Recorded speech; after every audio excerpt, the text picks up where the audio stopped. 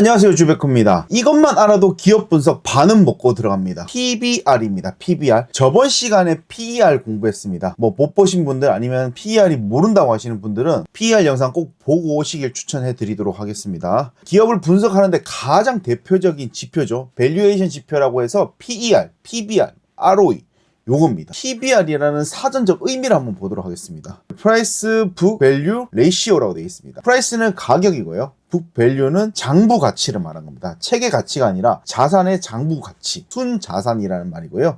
레이시오는 비율입니다. 다시 말해서 가격은 순자산의 몇 배인가를 나타내는 게 PBR입니다. 저번 시간에 PER 같은 경우는 가격이 이익의 몇 배인가를 나타내는 수치라고 했잖아요. PBR은 가격이 순자산의 몇 배인가를 나타내는 수치라고 보시면 됩니다. 굉장히 중요한 지표예요. PER은 실적 위주라면 PBR은 지금 내가 가지고 있는 자산의 가치, 요런 기술력, 요런 것들이 다 내재되어 있다고 보시면 됩니다. 여기서 순자산이란 말이 나와요. 좀 헷갈리시는 분들을 위해서 짚고 넘어갈 텐데, 그 자산이라는 부분이 있고요, 순자산이라는 부분이 있어요. 예를 들어서 제가 10억을 주고 집을 샀어요. 대출이 6억이고 내 돈이 4억입니다. 그러면은 여기서 자산은 10억, 아파트 전체를 말하는 거고요. 부채는 6억, 자본은 4억입니다. 4억. 근데 여기서 자본이 바로 순자산입니다. 순자산. 나중에 재무제표를 보게 되면은 자본 총계라는 말도 있습니다. 그리고 거기에서 자본이라든지 순자산 이런 표현을 쓰는데 세 개 다 똑같은 말이라고 보시면 되세요. 조금 더 쉽게 제가 설명을 드릴게요. 제가 10억을 주고 치킨집을 샀습니다. 구매했어요. 근데 좀 상황이 안 좋아서 치킨집을 문을 닫아야 돼요. 그래서 건물 팔고 땅 팔고 다 팔았습니다. 파니까 내 수중에 딱 들어온 돈이 10억이에요.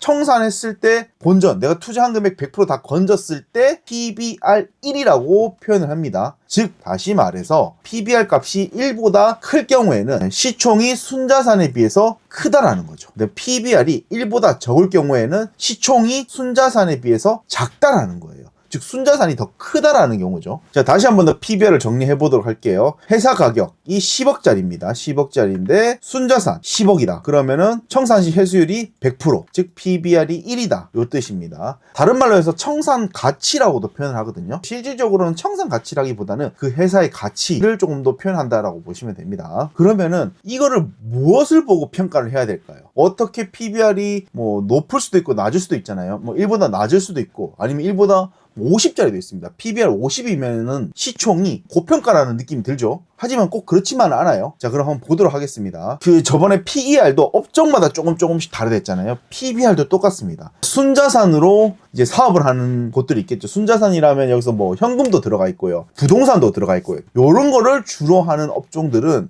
낮아요, 상대적으로. 그렇지 않고 순자산보다는 순수 기술력, 현금보다는 기술력으로 버틴 회사도 있습니다. 바이오라든지 이런 반도체라든지 이런 것들은 PBR이 1보다 높습니다. 바이오 같은 경우에는 크게 가는 거는 30, 40, 50까지도 가기 때문에 이렇게 업종별로 좀 PBR을 나눠서 보셔야 되는데, 그렇다고 해서 꼭 이 업종은 PBR이 1보다 낮아야 된다, 높아야 된다, 이렇게 판단하기는 애매합니다. 그래서 제가 지금부터 PBR을 보는 방법을 알려드릴 텐데, PBR은요 정말 중요합니다. 여기서 ROE랑 굉장히 연관성이 높습니다. 여기서 ROE라는 새로운 단어가 나왔어요. ROE. ROE는 어떤 거냐면은 순자산이 얼마 정도의 이익을 내는지를 퍼센테이지로 나타내는 거예요. 다시 말해서 내가 투자한 금액에서 얼마 정도의 이익을 냈는지를 나타내는 퍼센테이지예요. ROE가 높을수록 내가 투자 금액이 예를 들어서 10억을 했어요. 그러면 ROE가 10%예요.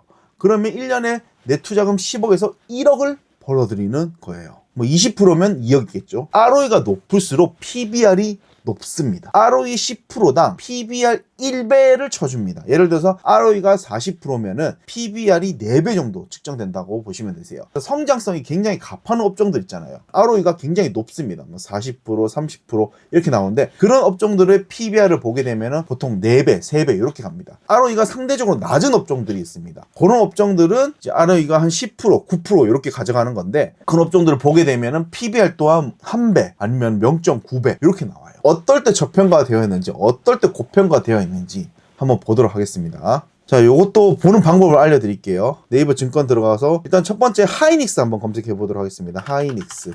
지금 주가가 67만 7천원입니다. 엄청 많이 올랐죠. 종목 분석으로. 자, 여기 보시면은 또 중요한 자료들이 나오죠. PBR 관련된 걸 보겠습니다. 여기 BPS하고 PBR 요게 중요합니다. 지금 BPS가 144,811원인데 요게 뭐냐면은 저번에 EPS 같은 경우는 주당 순이익이라고 했잖아요. 한 주당 순이익. 이거는 BPS 같은 경우에는 주당 순자산이라고 보시면 되고, EPS 같은 경우에는 단기 순이익에서 주식 수만큼 나눴잖아요. 요 BPS 같은 경우에는 자본 총계라고 있습니다. 자본 총계. 여기 보시면은 자본 총계라고 있습니다. 제가 자본 총계가 뭐라 했죠? 순자산, 자본 똑같은 말이에요. 자본 총계에서 이제 보셔야 되는데, 여기 자본 총계 보면 지배 비지배 있잖아요. 똑같이 저번처럼 지배를 보셔야 됩니다. 이 지배의 자본 총계에서 주식 수를 나눈 거를 BPS라고 보시면 됩니다. BPS. 아시겠죠? 그러면은 이 자본 안에 돈 번 것까지 같이 들어가 있습니다. 내년에 수익이 더 좋아지면은 그만큼 자본 총계가 늘어나겠죠. 즉 자본 총계가 늘어난다는 거는 순자산이 늘어난다. 즉 분모가 늘어나기 때문에 PBR이 낮아질 수 있다라는 거를 생각하셔야 됩니다. 아시겠죠? 저번에는 단기 순이익이 높아질수록 PER이 낮아진다. 자본 총계가 높아질수록 PBR이 낮아진다. 즉 돈을 많이 벌수록 PER이 낮아지고 PBR도 낮아집니다. 아시겠죠? 요거를 알고 계셔야 돼요. 여러분들이 BPS 구하는 공식이 있습니다. BPS 구하는 공식은 뭐 예상 추정 BPS. 그러니까 지금 현재 여기 보시면은 EPS 같은 경우는 예상 EPS가 나옵니다. 하지만 BPS가 안 나오죠. BPS를 따로 구하는 공식이 있어요. 하지만 그걸까지 뭐 여러분들이 뭐 아시면 좋지만 그거까지 안 하셔도 됩니다. 왜냐하면 여기에 이미 이제 PBR이 나와 있기 때문에, 그리고 PER도 나와 있기 때문에, 심지어 ROE까지 다 나와 있습니다. 요거 세 개만 보셔도 충분합니다. 자, 그럼 지금부터 보는 방법 알려드리도록 하겠습니다. 자, PBR. 제가 아까 뭐라고 했죠? 이제 적정 PBR은 ROE가 10%당 1배를 받는다고 했잖아요. 즉 24년도 같은 경우에는 ROE가 31%였어요. 근데 PBR이 1.6입니다. 굉장히 낮은 편이죠. 이미 24년도부터 저평가가 이루어졌다라고 볼 수 있는 거예요. 왜냐하면 ROE가 31%면 최소 PBR이 3배까지 나와야 되거든요. 뭐 2.9배라든지 3배까지 나와야 되는데 1.6배를 받고 있다는 건 그만큼 저평가가 되어 있다라고 생각하시면 되고, PER도 업종 PER에 비해서 상대적으로 낮은 수치가 나왔다라고 보시면 됩니다. 그리고 25년도 예상치로 나와 있는데 지금 ROE가 42.5%입니다. PBR을 보면은 4.18배를 PBR로 받고 있습니다. 거의 적정하죠. 자, 그럼 26년도 한번 보도록 하겠습니다. 26년도 같은 경우에는 ROE가 46입니다. 굉장히 높죠. PBR이 2.7배밖에 못 받습니다. 즉 여기서 4배까지 더 올라갈 수 있는 여력이 있다는 거죠. 심지어는 PER까지 7배예요. 7배예요. 업종 PBR 같은 경우에 16, 17 이렇게 나오는데 7.49밖에 안 나오는 거예요. 25년도 거를 예상으로 했을 때도 PER이 7배면 굉장히 낮은 수치입니다. 다시 말해서 상승할 수 있는 저평가 구간에 들어와 있다라는 거를 판단할 수 있는 거예요. 26년도 예상치만 봤을 때는. 그런데 이게 시총이 올라가면서 그와 동시에 PBR은 올라갈 수 있겠죠. PER도 올라갈 수 있습니다. 근데 여기서 조건이 뭐죠? 순자산도 올라간다는 조건이죠. 25년도 같은 경우는 39조인데 26년도 같은 경우는 65조로 나와 있잖아요. 그만큼 돈을 많이 벌어 간다는 거예요. 근데 현재 시총으로 봤을 때는 PBR이 PER이 낮게 측정되는 거죠. 왜냐하면 분모 같은 경우에는 미래 수치를 가져와서 땡겼지만 분자 같은 경우에는 현재 시총으로 대입해 있기 때문에 그만큼 PBR과 PER이 낮게 측정되어 있다라고 보시면 됩니다. 즉 저평가되어 있다라고 보면 되고, 적정 PBR과 적정 PER을 받았을 경우에는 PBR이 4배, PER이 한 10배 정도까지 올라갈 가능성이 있어요.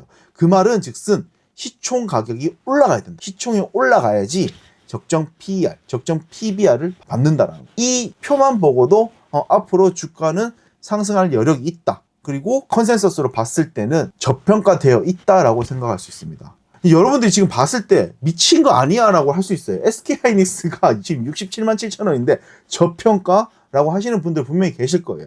하지만 지금 현재 컨센서스 지표상으로는 저평가로 보입니다. 근데 이게 뭐 미래는 알겠죠.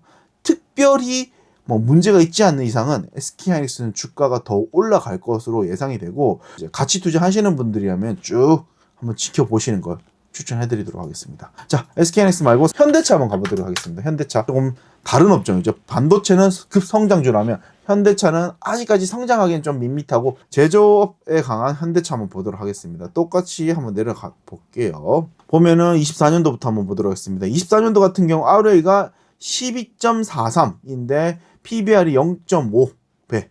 와, 완전 저평가죠. 이게 완전 저평가입니다. 완전 저평가. 그리고 25년도에는 ROE가 9.7%인데 0.67 저평가죠. 26년도에도 ROE가 9.6%인데 PBR이 0.63 저평가죠. 업종 PER 같은 경우에는 5.39. 그 PER은 업종별로 비교했을 때보다는 뭐 상대적으로 뭐 엄청 높은 것도 아니고 엄청 낮은 것도 아닌 수준으로 간다라고 보시면 됩니다. 그렇기 때문에 현대차는 내년에도 혁신적인 기술이 나오거나 어떤 크게 발표가 없는 이상은 행보를 하거나 조금씩 올라가거나 할 가능성이 높습니다. 왜냐하면 현대차 같은 경우는 좀 아쉬운 게 지금 현재 추정 컨센서스 PBR, PER로만 봤을 때는 이렇지만 실제로 재무제표를 보게 되면은 조금 특이한 점이 있습니다. 사실 이거는 재무제표를 보시는 분들이 아시겠지만 요 캐펙스 부분하고 FCF 부분인데 요거를 조금 이해하시는 분들이라면은 현대차가 아직까지 그래도 요 PR이나 PBR 밸류 지표로 봤을 때는 조금 그렇지만 위에 재무제표로 봤을 때는 얘들이 지속적인 투자를 하고 뭔가 발전을 하려고 노력을 하고 있네라는 걸 알 수 있어요. 하지만 이 PBR과 PER로만 봤을 때는 아직까지는 특별한 그런 게 없다라는 부분이죠.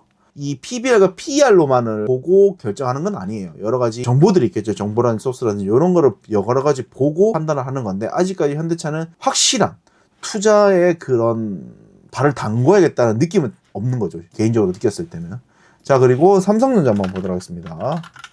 24년도 같은 경우에는 ROE가 0.9, PBR 0.9, PER 10. 뭐 PBR 거의 정상치죠. 정상치로 간다라고 보면 되고 여기까지도 아직까지 삼성전자가 크게 뭔가 변화나 혁신이 없었어요. D램이라든지 랜드 플러시는 좀 애매한 상황이었습니다. 여러 가지. 그리고 25년도 한번 들어보겠습니다. 25년도에도 똑같습니다. 25년도에도 크게 변화가 없었어요. 왜냐면 하반기부터가 삼성이 뭔가 좀 변화하기 시작했거든요. 그것도 거의 하반기 말부터.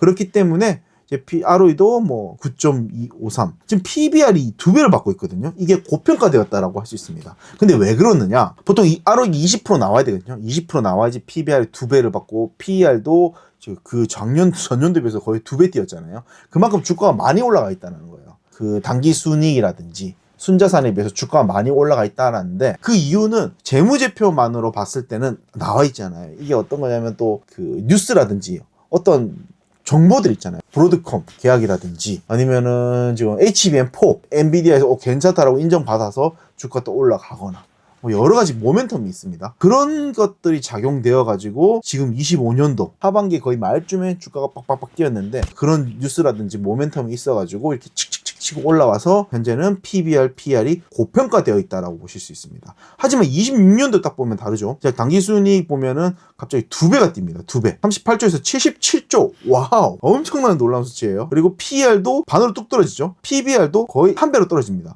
그리고 옆에 ROE 보면 17.5, PBR도 1.7배 거의 비슷하게 받고 있죠. 그럼 26년도에는 적정 PER과 PBR을 받고 있다라고 생각할 수 있습니다.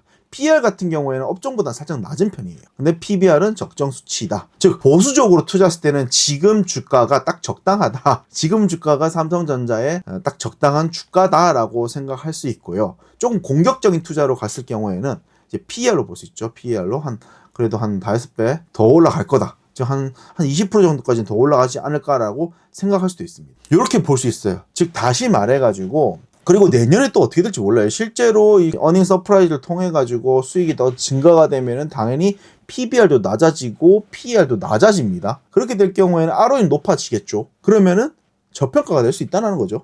상황은 어떻게 변할지 모릅니다. 그렇기 때문에 지속적으로 주시를 하셔야 돼요. 자, 이렇게 제가 PBR에 대해서 설명을 해드렸습니다. 즉 PBR은 ROE와 함께 보면 좋다. 요게 오늘 키포인트입니다.